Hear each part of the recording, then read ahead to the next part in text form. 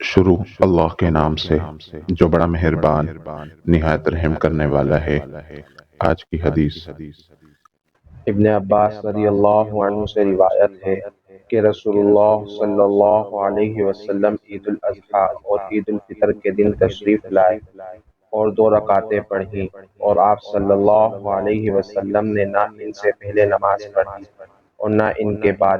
پھر آپ صلی اللہ علیہ وسلم عورتوں کے پاس آئے اور آپ صلی اللہ علیہ وسلم کے ساتھ حضرت بلال تھے۔